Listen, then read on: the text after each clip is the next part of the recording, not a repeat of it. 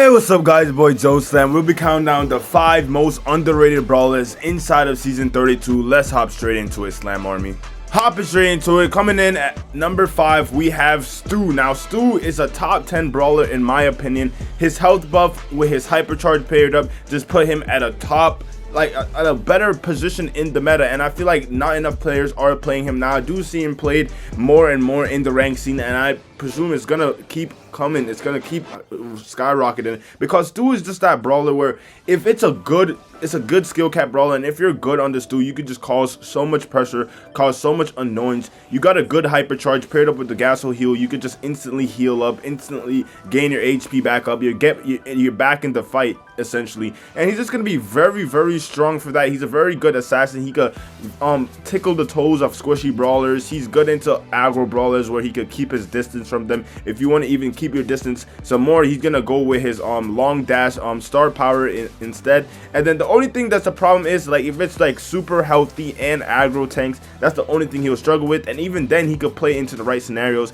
He has 2 very good gadgets. He has his speed one where you could speed up in that zone, and then you have the wall breaker one, which when it first came out was literally broken, but you know, this makes him insanely strong. Okay, now Stu is obviously a skill cap brawler, so you won't see so much people in Brawl Stars playing the Stu because obviously it takes more skill than other no skill brawlers around that are pretty still good in this meta. So if you are a skilled person, you want to be picking up and learning someone like Stu, and if you want to be someone that's getting better at Stu and getting better at Brawl Stars, you gotta learn how to play these, you know, skilled brawlers. So let's hop straight into number 4. Coming in at number 4 now, we have Buster. Now, when it comes to ladder, Buster is like, in my opinion, he's not very much Sheen except for maybe in knockout meta. But then when it comes down to rank, once the bans come down, you got 6 different bans. Buster just gets way better. He just keeps getting a little bit better every time when everyone bans a certain type of brawlers, and you're looking for, maybe I need a tank, I need someone who could shield us, or I need someone who could have a gadget or an ability to pull in and get closer to enemies.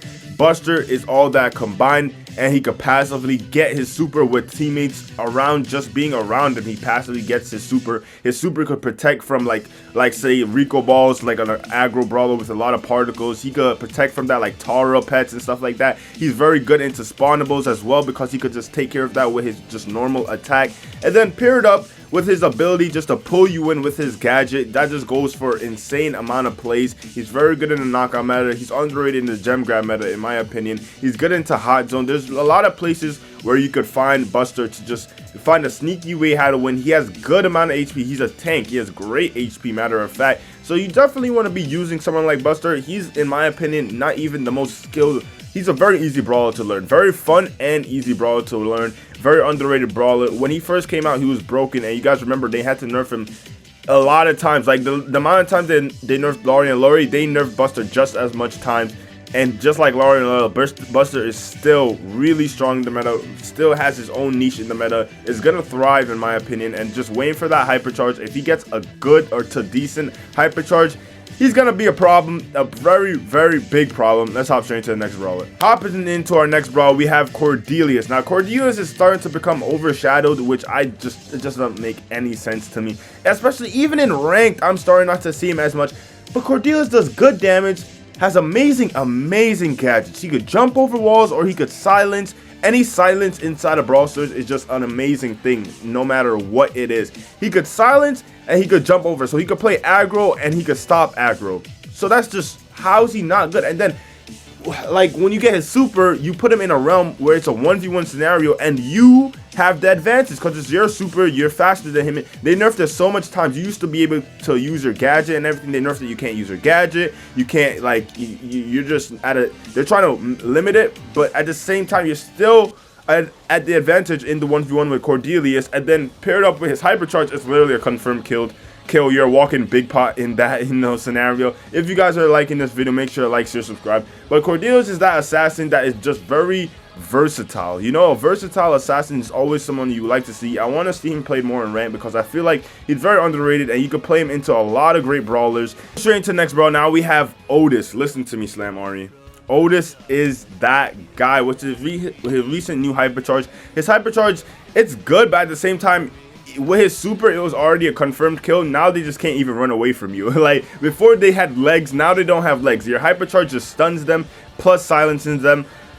It's over. You know, that's a literally confirmed kill. Aggressive brawlers literally cannot touch you at all. They cannot get close to you because they know what time it is. You're gonna kill them instantly. He has very underrated damage. He has a good gadget where he could just basically use a barley attack and get some nice area of range. So it's a really good lane and gem grab. He's a very good brawler when it comes to hot zone. So there's a lot of things that Otis could do. Obviously he's overlooked. There is a lot of brawlers that is better than him, but when it comes down to ranked, when we're nerfing, when we're banning certain brawlers off, Otis is always obviously going to rise to the ranks and is a great suitable pick just to, you know, pick up, and he could do his job very well.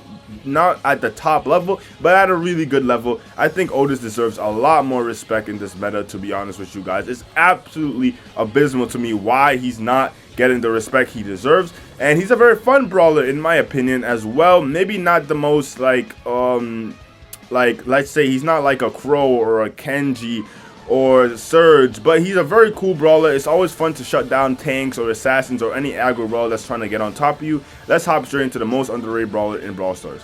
Coming in with the most underrated brawler in Brawl Stars, we have Gus. Now, I don't know how he's the most underrated because he's literally a top 10 brawler in my opinion as well. But he has one of the longest ranges in the game and one of the thickest, longest ranges, if that makes sense. Like, it's easy to hit his shots. And then paired up, he has probably the best, one of the best top 5 gadget in the game in my opinion, where you could instantly confirm a kill. Once you got that, you hit someone 5 times, you get the balloon and you get that gadget, you can instantly pop it, instantly does damage, get you a confirmed kill. That is so broken in knockout, so broken in bounty, so broken in gem grab. Very good. You should always be using that on the Gus. And then he has a very good super where he could play defensive, where if there's an aggro or if there's a tank or if there's an aggressive brawler trying to get close to you, you pop your super. Before it only used to be a shield, now it's a shield and it bounces them back, so it just wastes. It's a waste, and it's a time you could get space and distance between that aggro brawler. And then if you have an aggro or a good brawler on your team that you want him to frag out, you could just slap on the shield with him. Make sure not to miss like me, because I'm pretty horrible with that sometimes when it comes to that, but slap it onto him and then that brawl will just go crazy. Imagine a hypercharged Mortis just going in with that shield, extra hit points, and he's just gonna do very well. He's gonna strive very much better.